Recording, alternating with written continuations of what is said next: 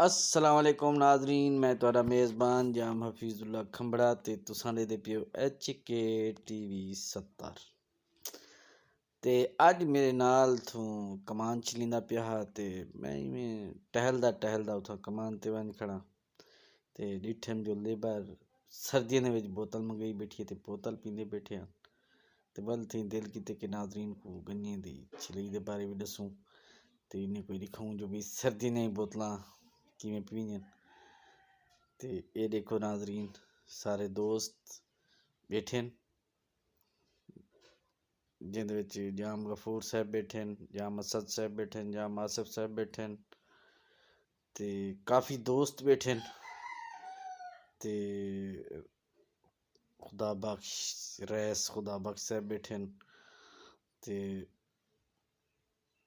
ये नाजरीन सारे खेल हस क्योंकि जिन्ना चंद दोस्त कट्ठे थी पांदे न ते खेल हस दियां गल्ल ही करेंदे न ते खेलना ते हसना ते बड़ा अच्छा माहौल बनिया बैठा होंदे ते गपशप उत्थां सुनन दी भी चाह समझिए उत्थां बहन दी भी चाह समझिए देखो नाजरीन ने कम्म अपना मुकई खड़े न पालियां छिली खड़े न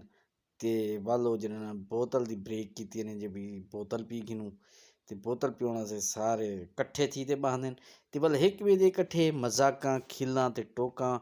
ते बड़े प्यार ते क्योंकि सराइकी रिवाज है एक वे नाल खेल हस करनी प्यार क्योंकि दोस्त वे चंगे लगदे न जेह्ड़े आपां ते खिलदे हसदे रहन ते अच्छी गल्ल होंदी है ये देखो नाजरीन गन्ने दियां